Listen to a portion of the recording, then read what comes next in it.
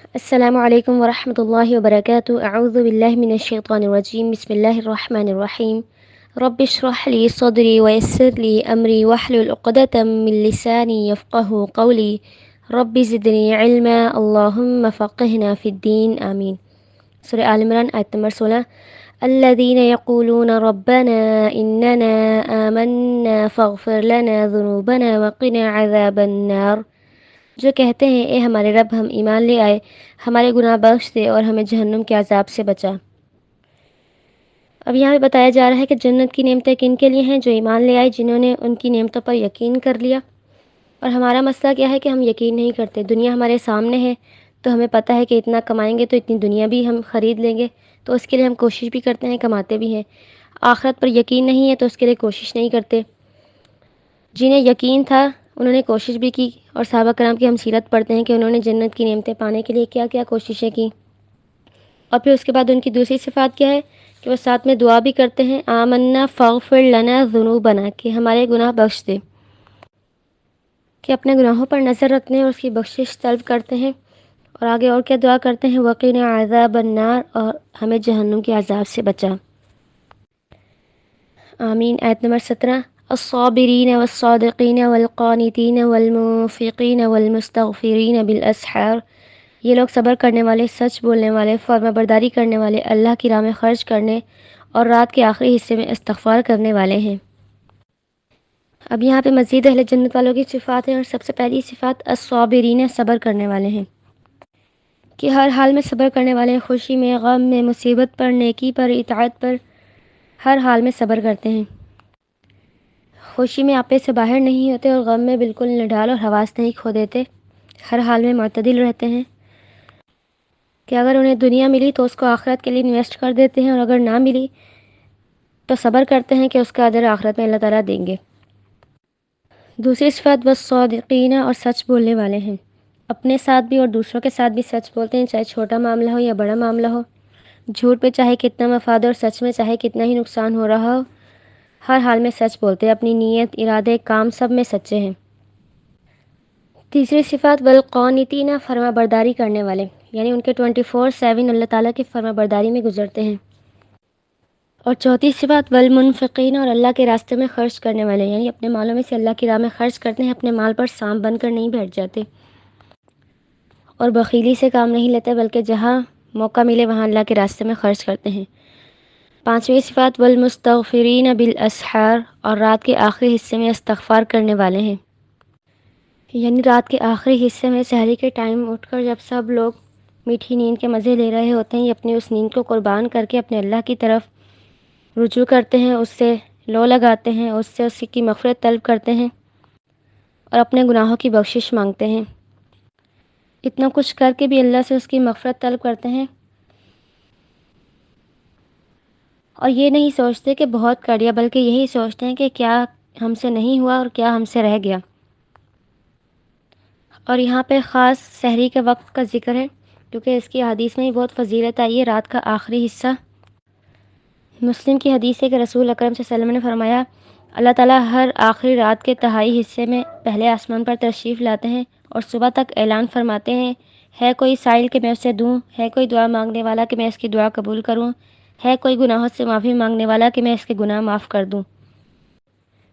تو اللہ تعالیٰ کے نیک بندوں کی صفت یہ بھی ہے کہ وہ ایسے گولڈن پیریڈ سے فائدہ اٹھاتے ہیں اور رات کے آخری حصے میں اٹھ کر اپنے گناہوں کی بخشش مانگتے ہیں۔ تو اگر ہم بھی اللہ تعالیٰ سے محبت کے دعوے دار ہیں تو ایسے کیسے ہو سکتا ہے کہ ہمارا محبوب ہمیں آ کر صدائیں لگائے اور ہم سوتے رہیں؟ اور حدیث میں بھی آتا ہے کہ حضرت عبداللہ بن عمر رضی اللہ عنہ نے فرمایا کہ نبی کریم صلی اللہ علیہ وسلم نے فرمایا، جو شخص رات میں 10 آیات پڑھے تو وہ غافلین میں سے نہیں لکھا جائے گا، اور جو 100 آیات پڑھے وہ قانتین میں سے لکھا جائے گا، اور جو 200 آیات پڑھے وہ فائزین میں سے لکھا جائے گا۔ تو اگر ہم رات کے آخری حصے میں اٹھ کر 2 رکعت ہی نماز ادا کر لیں اور اس میں معوذتین، سورہ ناس اور سورہ فلق ہی پڑھیں تو یہ دونوں مل کر 11 آیت بن جائیں گی، تو ہمارا شمار انشاءاللہ غافلین میں سے نہیں ہوگا۔ کیونکہ تہجد ایک بہت لاڈلی اور انسان کو پرسکون کرنے والی عبادت ہے، اور میں اس کو اس طرح سمجھتی ہوں کہ جیسے ایک بچہ ماں کی گود میں آ کر سکون محسوس کرتا ہے، اسی طرح ایک مومن بندہ رات تہجد کی نماز میں جب کھڑا تو ویسے ہی سکون محسوس کرتا ہے۔ اللہ تعالیٰ سے دعا کہ اللہ تعالیٰ ہمیں 5 نمازوں اور تہجد کی نماز کا پابند بنا دے، آیت نمبر 18 شہد اللہ انہ لا الہ الا هو والملائکۃ واولو العلم قائما بالقسط لا الہ الا هو العزیز الحکیم۔ اللہ نے فرشتوں نے اور اہل علم نے بھی گواہی دی کہ اس کے سوا کوئی سچا معبود نہیں ہے، وہ عدل کو قائم رکھنے والا ہے، اس کے سوا کوئی معبود نہیں، وہی غالب اور بڑی حکمت والا ہے۔ یہاں پر اللہ تعالیٰ نے خود توحید کی گواہی دی کہ اللہ کے سوا کوئی معبود نہیں، اس کے بعد فرشتوں نے پھر اہل علم میں بھی اس بات کی گواہی دی کہ اللہ ایک ہے، اکیلا ہے، اس کا کوئی شریک نہیں۔ اور یہاں پر صرف ایک اللہ کی گواہی بھی کافی تھی، لیکن فرشتوں اور اہل علم کی بھی گواہی لی کیونکہ وہ سب سے سچے، انتہائی عادل اور حق بات بتانے والے ہیں، تو اس لیے ان کی بھی گواہی لی۔ اور یہاں پر اہل علم کی گواہی کو ملائکہ کی گواہی کے ساتھ رکھا ہے، اس سے علماء کی فضیلت بھی ملتی ہے کہ اللہ تعالیٰ نے علماء کو فضیلت دیتے ہوئے ان کی گواہی فرشتوں کی گواہی کے ساتھ رکھی۔ اور آگے ہے قائما بالقسط، وہ عدل کو قائم رکھنے والا ہے، کیونکہ توحید کے بغیر عدل اور اعتدال نہیں آتا، اور توحید میں کمی کرنا ظلم اور زیادتی کرنا غلو ہے۔ آگے لا الہ الا اللہ، اس کے سوا کوئی معبود نہیں، پھر وہی بات دہرائی کیونکہ اللہ تعالیٰ کو کسی پر اتنا غصہ نہیں آتا جتنا ایک مشرک پر آتا ہے، اور اسی لیے مشرک ہمیشہ ہمیشہ جہنم میں رہے گا۔ اور جس کے دل میں رائی دانے کے برابر بھی ایمان توحید ہوگا تو وہ اپنے گناہوں کی سزا پانے کے بعد جہنم سے نکال لیا جائے گا۔ آگے وہو العزیز الحکیم، وہی غالب اور بڑی حکمت والا ہے۔ آیت نمبر 19 ان الدین عند اللہ الاسلام وما اختلف الذین اوتوا الكتاب الا من بعد ما جاءهم العلم بغیا بینہم ومن یکفر بآیات اللہ فإن اللہ سریع الحساب۔ بے شک اللہ کے نزدیک دین صرف اسلام ہی ہے، اور اہل کتاب نے علم آ جانے کے بعد حسرت عناد کی وجہ سے مخالفت کی، اور جو شخص اللہ کی آیات کا انکار کرے گا تو اللہ بہت جلد حساب لینے والا ہے۔ پچھلی آیت میں جو توحید کا ذکر کیا وہ توحید ہمیں کہاں نظر آتی ہے؟ صرف دینی اسلام میں، تو یہاں پہ بتا دیا کہ بے شک اللہ کے نزدیک دین صرف اسلام ہی ہے۔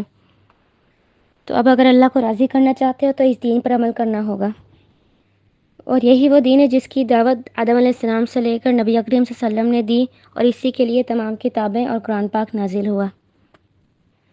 اور اب یہ دین رسول اکرم صلی اللہ علیہ وسلم کی نبوت اور رسالت پر مکمل ہوا، اور باقی تمام دین منسوخ ہو گئے، اور اب اللہ تعالیٰ آپ صلی اللہ علیہ وسلم کی شریعت کے علاوہ کوئی اور دین قبول نہیں کریں گے۔ سورہ آل عمران کی آیت نمبر 85 میں آتا ہے جو شخص اسلام کے علاوہ کوئی اور دین ڈھونڈے گا وہ دین اس سے ہرگز قبول نہیں کیا جائے گا۔ اور آگے ہے وَمَا اخْتَلَفَ الَّذِينَ أُوتُوا الْكِتَابَ إِلَّا مِن بَعْدِ مَا جَاءَهُمُ الْعِلْمُ بَغْيًا بَيْنَهُمْ، اور اہل کتاب نے علم آ جانے کے بعد حسرت عناد کی وجہ سے مخالفت کی۔ یہاں پہ بتا دیا کہ اہل کتاب نے اس دین سے انکار کیوں کیا، اس قرآن کا انکار کیوں کیا؟ کفر اور حسد کی وجہ سے ضد میں آ کر اس دین سے اختلاف کیا۔ اور آگے ہے وَمَن يَكْفُرْ بِآيَاتِ اللَّهِ فَإِنَّ اللَّهَ سَرِيعُ الْحِسَابِ، اور جو شخص اللہ کی آیات کا انکار کرے گا تو اللہ تعالیٰ بہت جلد حساب لینے والا ہے۔ آیت نمبر 20 فَإِنْ حَاجُّوكَ فَقُلْ أَسْلَمْتُ وَجْهِيَ لِلَّهِ وَمَنِ اتَّبَعَنِ وَقُلْ لِلَّذِينَ أُوتُوا الْكِتَابَ وَالْأُمِّيِّينَ أَأَسْلَمْتُمْ فَإِنْ أَسْلَمُوا فَقَدِ اهْتَدَوْا وَإِنْ تَوَلَّوْا فَإِنَّمَا عَلَيْكَ الْبَلَاغُ وَاللَّهُ بَصِيرٌ بِالْعِبَادِ۔ بس اگر یہ لوگ آپ سے جھگڑے تو آپ کہہ دیجئے کہ میں نے اور میرے پیروکاروں نے تو اللہ کے آگے اپنا سر تسلیم خم کر دیا ہے، اور اہل کتاب اور پڑھ لوگ سے کہہ دیجئے کیا تم بھی فرما برداری کرتے ہو؟ بس اگر وہ اسلام لے آئیں تو ہدایت پالیں گے، اور اگر روح گردانی کریں گے تو آپ صلی اللہ علیہ وسلم کی ذمہ داری تو صرف اللہ کا پیغام پہنچا دینا ہے، اور اللہ اپنے بندوں کو خوب دیکھ رہا ہے۔ اب یہاں پہ بتا دیا کہ یہ اہل کتاب پہلے تو آپس میں جھگڑتے رہتے تھے، لیکن جب نبی کریم صلی اللہ علیہ وسلم دین لے کر آئے تو انہوں نے اپنا رخ نبی کریم صلی اللہ علیہ وسلم کی طرف کر دیا۔ اور یہاں پہ پھر نبی کریم صلی اللہ علیہ وسلم نے کہا جا رہا ہے کہ اگر وہ آپ سے جھگڑا کریں تو آپ کہہ دیں کہ میں نے تو اپنا چہرہ اللہ کے لیے جھکا دیا ہے، یعنی آپ نے جواب میں جھگڑنا نہیں ہے بلکہ کہنا کہ نہ میں یہود کی مانتا ہوں نہ نصارہ کی، بلکہ مجھے تو اپنے رب کی ماننی ہے۔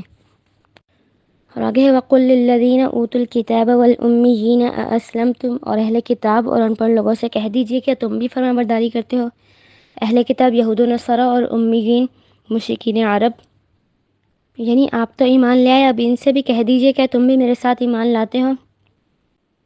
فَإِنْ أَسْلَمُوا فَقَدِ اهْتَدَوْا، پھر اگر وہ اسلام لے آئیں تو وہ ہدایت پالیں گے، یعنی اگر انہوں نے آپ کی بات مان لی اور وہ آپ پر ایمان لے آئے تو وہ اس ہدایت کے راستے پر آپ کے ہم سفر بن گئے۔ وَإِن تَوَلَّوْا فَإِنَّمَا عَلَيْكَ الْبَلَاغُ، اور اگر وہ روگردانی کریں گے تو آپ صلی اللہ علیہ وسلم کی ذمہ داری تو صرف اللہ کا پیغام پہنچا دینا ہے، یعنی اگر وہ نہیں مانتے تو کوئی زور زبردستی نہیں کرنی، کیونکہ آپ کے ذمہ صرف پیغام پہنچا دینا ہے۔ اس آیت میں ہم داعی اللہ کیسے بنے اس کا طریقہ بتایا جا رہا ہے کہ لوگوں سے جھگڑنا نہیں ہے، بحث نہیں کرنی، بلکہ مختصر جواب دینا ہے۔ کہ اگر لوگ کہتے ہیں کہ ہم اپنی اولاد کے ہاتھوں مجبور، ہم رشتہ داروں کے ہاتھوں مجبور، ہم رسموں کے ہاتھوں مجبور، تو آپ نے کیا کہنا ہے کہ ہم اپنے اللہ کے آگے مجبور ہیں، ہم اپنا سر اپنے اللہ کے آگے جھکائے ہوئے ہیں، اور ان کو پیغام پہنچانا ہے، اور ان کو دعوت دینی کہ تم بھی ہمارے ساتھ اس راستے پر چلتے ہو۔ اگر وہ مان جائیں تو ٹھیک ہے، اگر نہیں مانتے تو پھر تمہارا کام صرف پیغام پہنچا دینا ہے، زور زبردستی نہیں کرنی۔ اور اب آگے کا معاملہ ان کا اللہ کے ساتھ ہے، اور آگے ہے واللہ بصیر بالعباد، اور اللہ اپنے بندوں کو خوب دیکھ رہا ہے۔ وآخر دعوانا ان الحمد للہ رب العالمین۔ جو ہم نے پڑھا اللہ تعالیٰ ہمیں اس پر عمل کرنے کی توفیق دے، آمین یا رب العالمین۔